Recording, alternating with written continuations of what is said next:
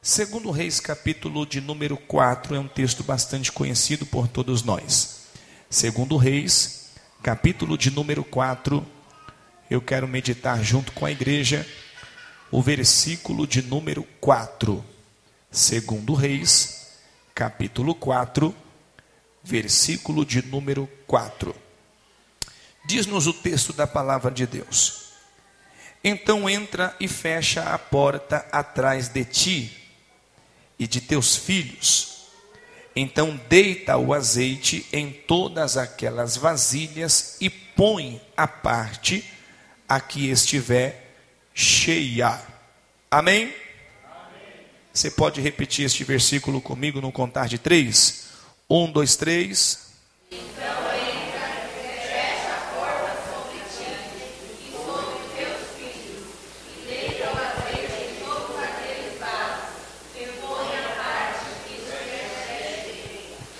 Meus amados irmãos, este é um texto bastante conhecido, que trata a respeito da história de uma mulher que era esposa de um discípulo de profeta, cujo nome era Obadias.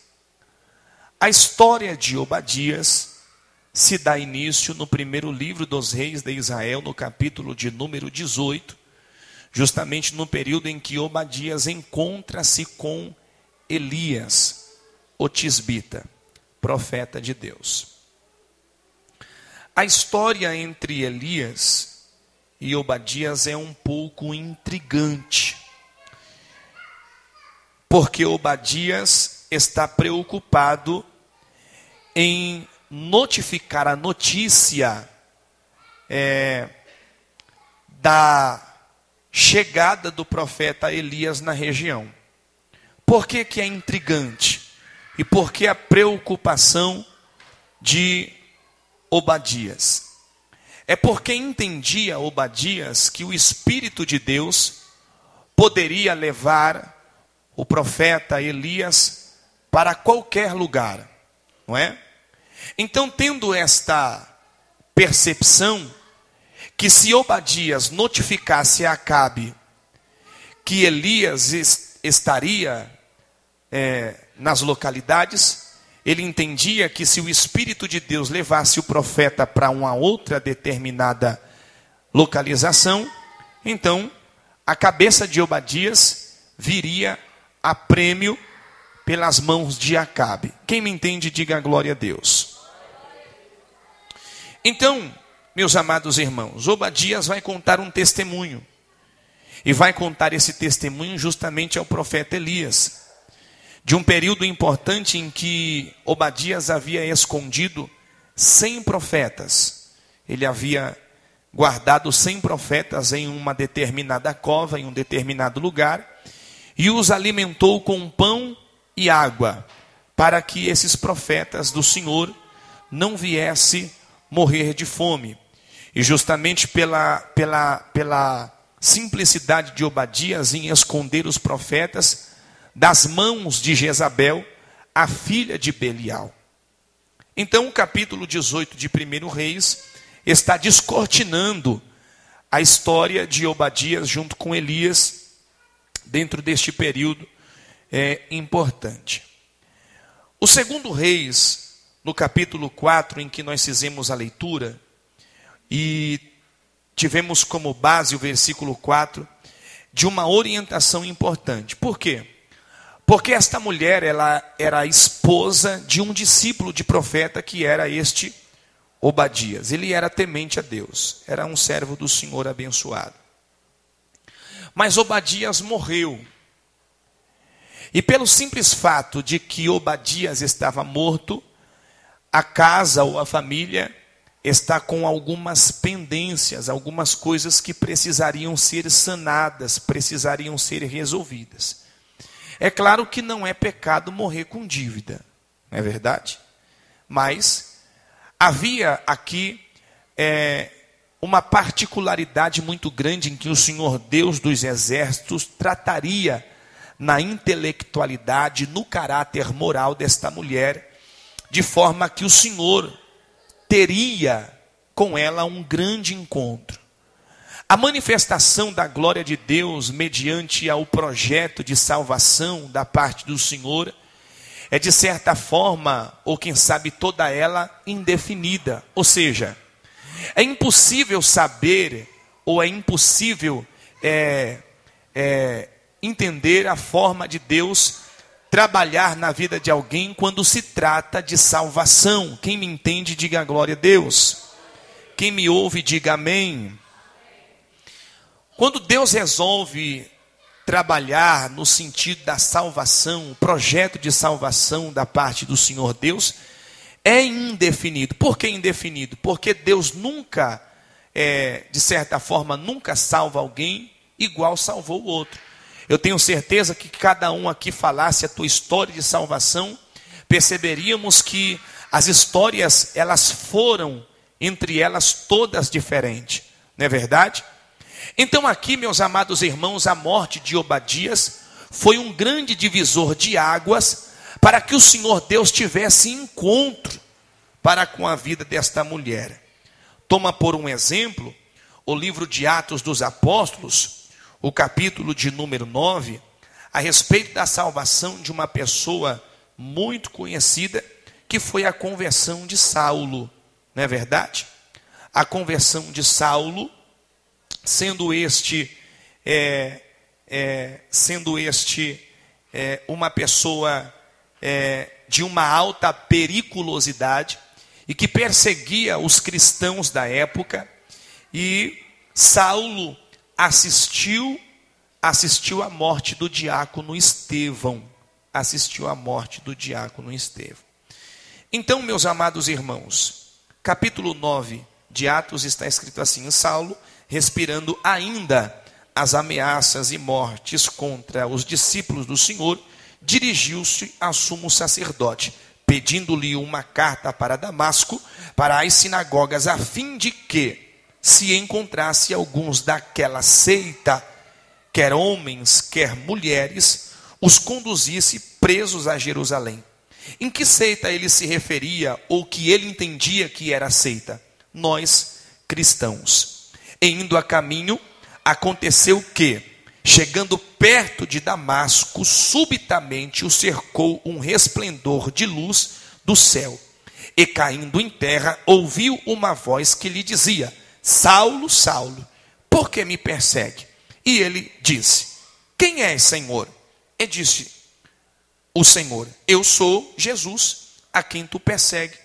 Dura coisa te é dar coice contra os agrilhões. Em outras traduções vai dizer recalcitrar contra os agrilhões. Bom, a conversão de Saulo teve algumas divergências, tá certo?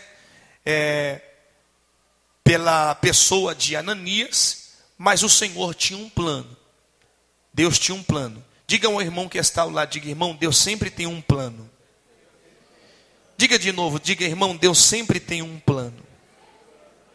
Bom, essa divergência de Ananias dizia que Deus não poderia salvá-lo por conta das suas obras, por conta de suas perseguições aos cristãos da época, coisa e tal. Mas a ordenança de Deus para Ananias era para que Ananias fosse a tal rua chamada Direita, e lá ele iria orar por Saulo, as escamas cairiam dos seus olhos, e ali Deus faria uma grande manifestação, sendo que o projeto de salvação na vida de Saulo já estava em andamento, porque justamente foi no período em que Saulo cai do cavalo. Então, quando esta divergência, no sentido de que Ananias dizia para Deus que Deus não poderia salvar Saulo por conta dessas inúmeras situações na sua história como perseguidor da igreja e do evangelho, Deus vai responder para Ananias dizendo: vai, porque este é para mim um vaso escolhido, e eu é quem farei fazer com que ele saiba, com que ele veja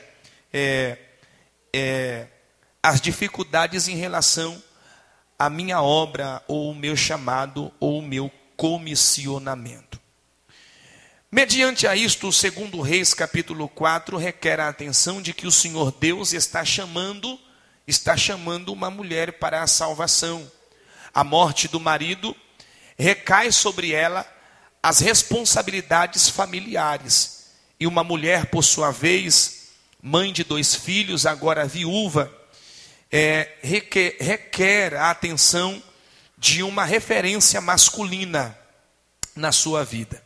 Então ela vai se ater ao profeta Eliseu, vai notificar que o marido dela era discípulo de profeta, ou por sua vez, ele era aluno da escola de profeta, cujo profeta Elias presidia essa escola, e depois passa o bastão para o profeta Eliseu, e que agora ela faz menção de um argumento convincente, dizendo para o profeta: você sabe que o meu marido, teu servo, morreu, e que ele temia ao Senhor, mas ele morreu, e recai sobre mim agora a responsabilidade doméstica, a responsabilidade familiar, no sentido aquisitivo, financeiro. Agora a conta de água, a conta de luz, o IPTU da minha casa, todas as responsabilidades recaíram sobre mim. Quem me entende, diga amém. Algumas situações, mediante aos olhos de Deus, a forma de Deus agir ou interagir, a forma de Deus operar ou executar, a forma de Deus realizar ou a forma de Deus pronunciar aquilo que Ele quer que seja feito, por muitas das vezes por nós, de uma interpretação difícil, porque alguém vai dizer assim: mas Deus não faz isso para tratar na vida de outra pessoa. Mas Deus não manda alguém para o hospital, para um leito de UTI, para tratar na vida de alguém. Mas Deus não coloca alguém num cárcere, numa cadeia, numa penitenciária, para Deus tratar na moral ou no caráter de alguém. Mas Deus não mata uma criança, não mata um idoso, não mata alguém, para Deus tratar na vida do outro. Ora, a Bíblia é quem diz: assim como tu não sabe como se forma o osso no ventre daquela que está grávida, também não sabe as obras do Senhor que faz todas estas coisas. A obra do Senhor, ou os projetos de Deus, por mais que por nós é de forma difícil de se interpretar ou de se entender, Deus, o Senhor, está dizendo que a mão de Deus a ser manifestada, no sentido de que o projeto de salvação de Deus na vida de alguém não depende de forma nenhuma da minha interpretação ou da minha aprovação no agir de Deus. Quem me entende, diga glória ao Senhor. Deus não depende da minha aprovação. Deus não precisa da minha assinatura para agir, para operar. Ana está cantando no primeiro livro do profeta Samuel, capítulo 2, dizendo: o Senhor é quem tira a vida e a dá, faz descer a sepultura e faz tornar subir dela. O Senhor é aquele que abate, o Senhor é aquele que exalta, levanta o pobre do pó e do esterco, exalta o necessitado, para fazer sentar em cadeira de príncipe. Então, o agir de Deus, projeto de salvação, é indefinido. A verdade é que Deus, o Senhor, opera, trabalha, realiza, abre porta onde não tem parede. Em tudo Deus faz, e em tudo que Ele faz, Ele é glorificado. E Deus, o Senhor, estava tratando, estava agindo. E o agir de Deus aqui, na morte de Obadias, faz com que ela agora leve a sua sentença, quem sabe, ou o seu problema para o profeta Eliseu. Então o argumento dela é convincente. Por que convincente? Porque ela está falando do seu marido, que era servo do profeta e era temente a Deus. E o Eliseu vai perguntar: maravilha, mas o que te hei de fazer? Primeira pergunta: o que te hei de fazer? Segunda pergunta: dize-me que é que você tem em casa. Amados irmãos, às vezes Deus quer perguntar algo para nós. E a pergunta que Deus faz para alguém aqui hoje: que te hei de fazer? Já que você levou o seu problema, já que você fez com que Deus entendesse o que você está passando, o que você está vivendo, dentro do teu âmbito familiar, dentro da sua vida, no seu particular, na tua intimidade com Deus. O cego de Jericó ignorou o pessimismo das pessoas ou das vozes de negatividade que dizia a ele: pare de clamar, porque ele não vai te ouvir. E quanto mais alguém dizia para ele parar, com mais veemência ele gritava: filho de Davi, tem misericórdia de mim. Eu quero acreditar, irmão, que aquela voz daquele homem ecoava. E alguém dizia para ele: rapaz, para de gritar. É como se alguém rangesse os dentes e dizia: para de gritar, senão eu lhe esgano. Pare de gritar, senão eu lhe esgano. E quanto mais alguém dizia para ele parar, ele gritava com mais veemência, com mais intrepidez, e dizia: ó filho de Davi, ele estava dizendo: aleluia, tu que saíste da genealogia de Davi, aleluia, tem misericórdia de mim. E Jesus parou. Quando Jesus para, Jesus pergunta. Quando Jesus para, Jesus resolve. Quando Jesus para, Jesus fala. Quando Jesus para, Jesus executa. Quando Jesus para, Jesus opera. Quando Jesus para, Jesus faz. Quando Jesus para, o inferno entra, aleluia, em desespero. Quando Jesus para, Jesus abre porta. Quando Jesus para, Jesus ressuscita. Quando Jesus para, Jesus levanta o cadeirante. Quando Jesus para, Jesus dá vista ao cego. Quando Jesus para, Jesus cura o paralítico. E Jesus parou para ouvir o cego. Quando Jesus para, Jesus também quer ouvir. Jesus perguntou para ele: o que queres que eu te faça? Jesus está te perguntando hoje: o que te hei de fazer? O que queres que eu te faça? É a mesma pergunta. Os dois textos fazem um paralelo no Velho e no Novo Testamento. O que você quer que Jesus faz por você? O que você quer que Jesus faz por você?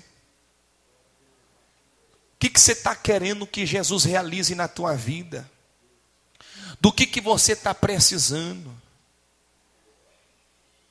E aquela mulher vai dizer assim para Jesus: Jesus, aliás, profeta, é uma transliteração das pessoas, dos personagens.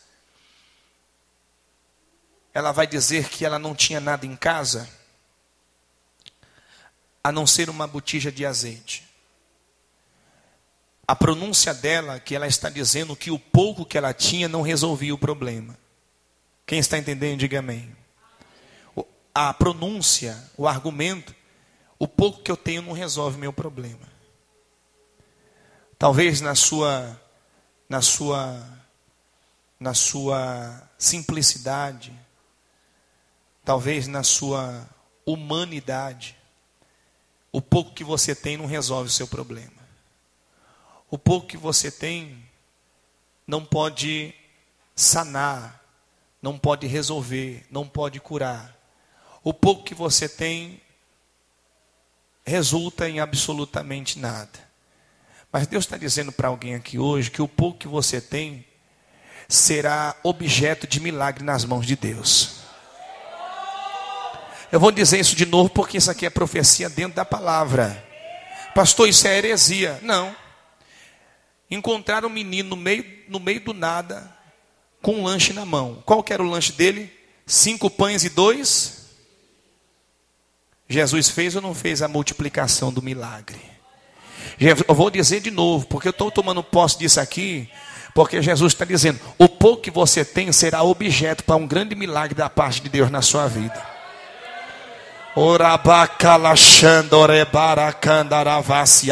Porque quem tem muito não precisa. Mas Jesus está dizendo, o pouco que você tem, visivelmente, humanamente falando, e você entende que o pouco que você tem não resolve, põe na mão de Jesus. Olha para o irmão do seu lado e diz, irmão, o pouco que você tem hoje, você põe na mão de Jesus. Pouco o que, pastor? Às vezes é pouca fé, pouco ânimo, pouca alegria,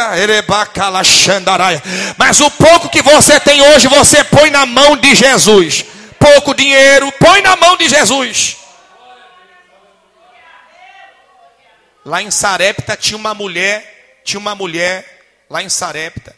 Depois que Elias sai de Israel, passa por Querite, ele vai a Sarepta, que é de Sidom, que era a terra natal de Jezabel, a filha de Belial. Ele encontra uma mulher falida. Mas pastor, a promessa não foi ao profeta que Deus havia dado ordem uma viúva que o sustentasse? Irmão, eu já falei para você que o projeto de Deus não anda na mão do ser humano. O projeto de Deus anda na nossa contramão. Você pensa que Deus precisa de uma aprovação nossa. Mas eu quero dizer para você que no fim de tudo vai dar certo. Fica calmo. Pastor, isso é heresia? Não é, irmão. Jesus chega em Betânia, Lázaro estava morto. Estava ou não estava? Estado de putrificação. Aí a Marta e Maria recebe Jesus assim, se o Senhor tivesse aqui, meu irmão não teria morrido. Calma, mulher. Teu irmão vai ressuscitar. Eu sei, na ressurreição do último dia. Calma. Eu sou a ressurreição e a vida, e aquele que crê em mim, ainda que esteja morto, viverá. Jesus não precisa da tua assinatura, da tua aprovação, para fazer o milagre que você espera ou necessita, não, querido. Jesus só precisa que você tenha fé nele.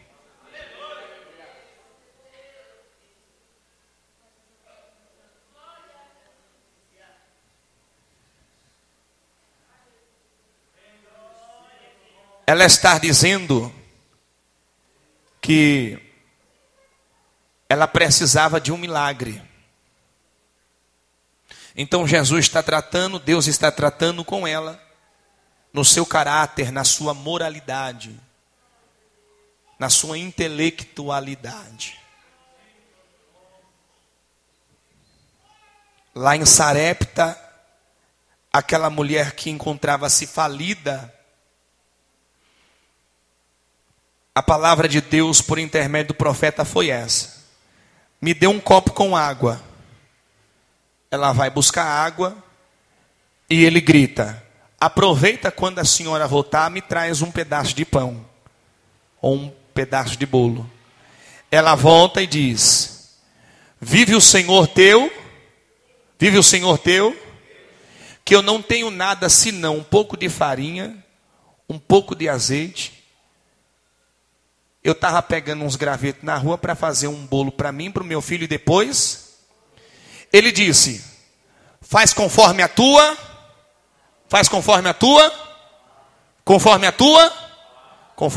palavra, mas traz um pedaço pequeno para...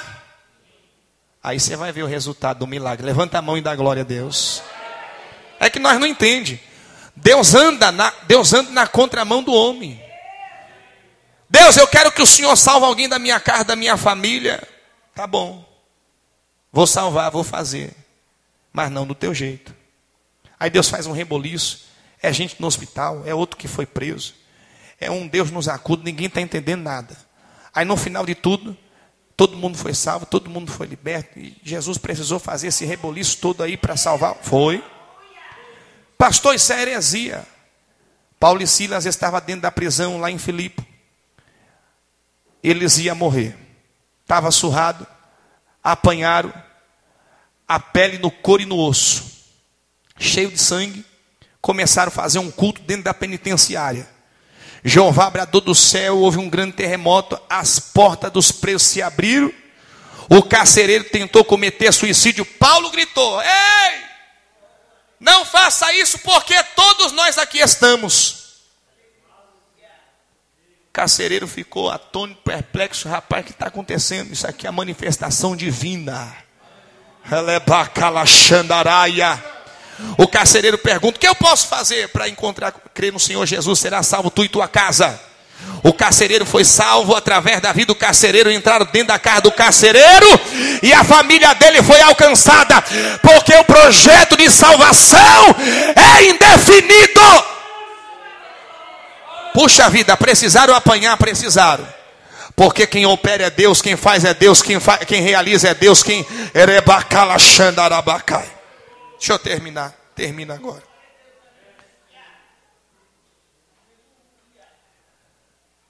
A intimidade com Deus, ela é extremamente importante. Porque quando ela vai dizer assim: olha, o que eu tenho não resolve o meu problema, então você vai nos teus vizinhos, sabe os seus vizinhos, sabe os seus amigos, vai neles lá e pede vasos vazios emprestados. E cuide para que não seja pouco, porque o que Deus vai fazer na tua vida vai te surpreender, vai ser muito grande. Olha o irmão perto de você e diga: irmão, o que Deus vai fazer na sua vida vai ser coisa muito grande.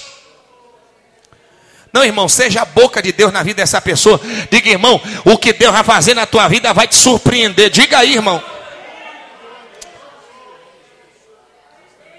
Traz bastante vaso. Mas traz bastante. Elevar o cano revaciar. Traz bastante. Mas, ô profeta, e aquela irmã que... Então, você vai ter que bater na porta dela também. Mas então, profeta, eu tô com uma rixa com ela, então você vai ter que consertar o altar. Então, mas tem um negócio lá e é o seguinte: eu disse que eu nunca ia precisar dela, então chegou a hora de você precisar. Quem está entendendo esta palavra? Então, profeta, mas esse irmão aí, eu não vou com a cara dele, nem ele vai comigo. Então, agora é a hora. Você pensa que no céu que você vai morar lá vai ter repartições? Ó, aqui é a turma que não gosta de você, essa turma aqui é a que gosta de você. Olha para o irmão do lado, diga: irmão, diga assim: ô irmão, está na hora de você pedir vasos emprestados. Ó o bico do negão, ó, vasos emprestados. Está na hora de você ir lá, ó. Ou de casa. Alguém vai olhar no olho mágico assim e vai falar: ih, fulano de tal chegou, alguma coisa tem. Nós atende ou nós não atende?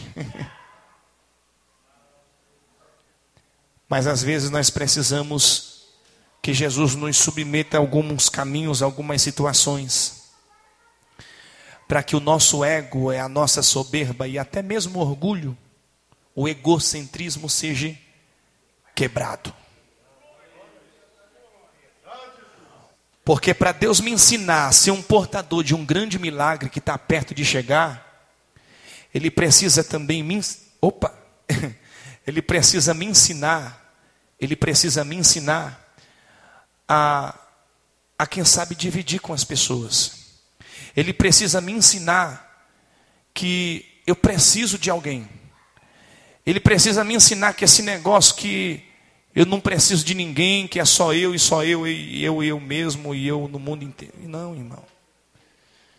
Jesus primeiro me ensina a ser humilde. Jesus primeiro me ensina a reconhecer que porque dele, por ele, para ele são todas as coisas. Ele precisa primeiro me ensinar que a glória é dele, que o poder é dele, que o domínio é dele, que o botão da minha roupa é dele, tudo que é meu é dele. E foi ele que me deu. Ele precisa me ensinar que mesmo quando eu pensava estar por cima da carne seca, agora ele me colocou por baixo. para eu me lembrar que no dia que eu estava por cima, eu não gostava de ninguém, não visitava ninguém, não convidava ninguém. Era só aquela turminha lá, só o povinho da mesma High Society. Não é assim? Aí Deus, calma lá que eu vou mudar o quadro.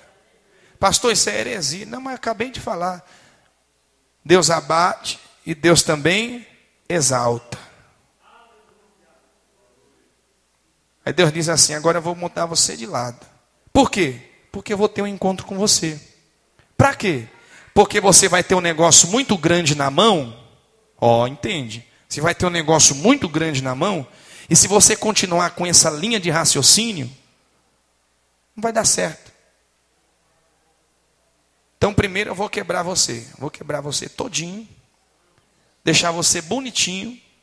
Saber que você é vaso de barro, pó. E eu sou o oleiro. E eu resolvi agir na tua vida para que você não se perca.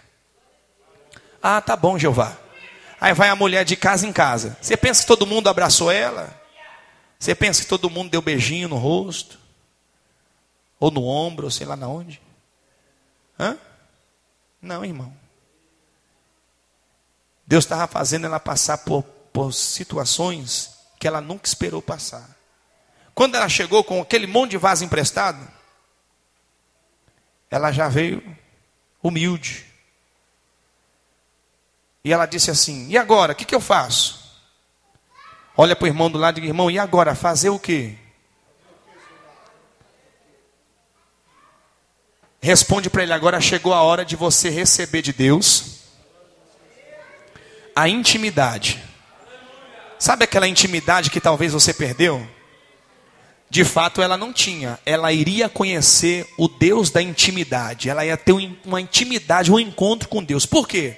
Porque quando o profeta diz assim para ela, agora você pega tudo isso aí, entra dentro da tua casa, dentro do teu quarto, fecha a tua porta, junto com teus filhos, e você vai receber algo tão profundo de Deus, algo tão glorioso da parte do Senhor.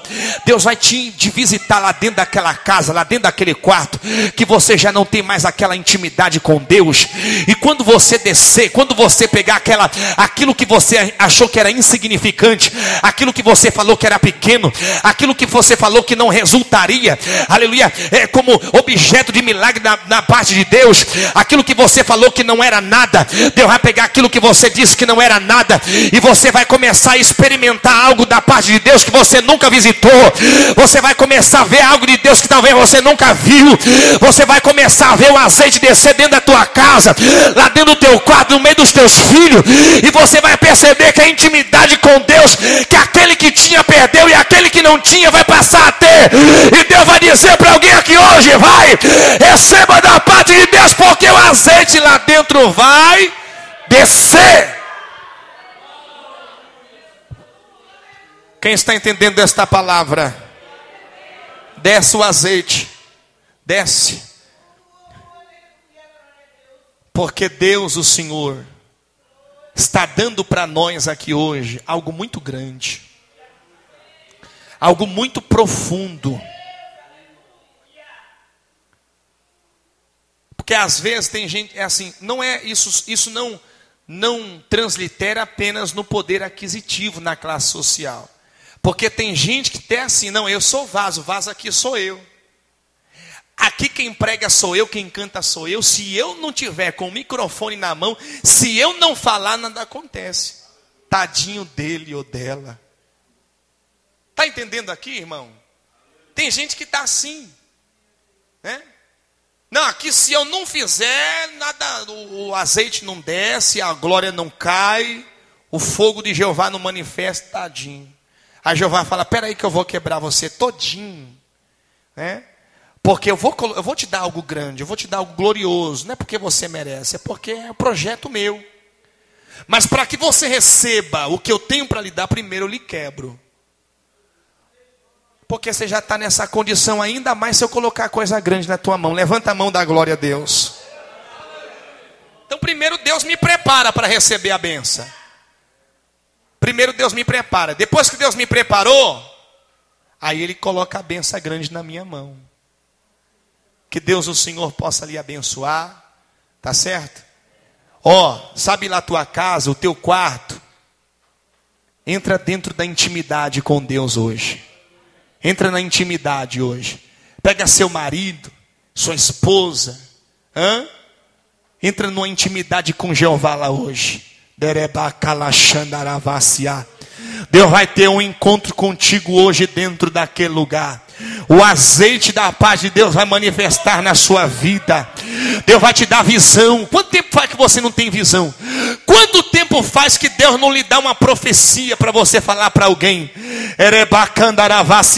Quanto tempo faz que você já não se alegra? Deus quer descer o azeite dentro da tua vida hoje. Aleluia! Entra no quarto da tua intimidade lá, irmão. Dobra o teu joelho, fecha a tua porta e fala com Deus. Ele revelará a glória dele para você. Amém? Aplauda o Senhor Jesus.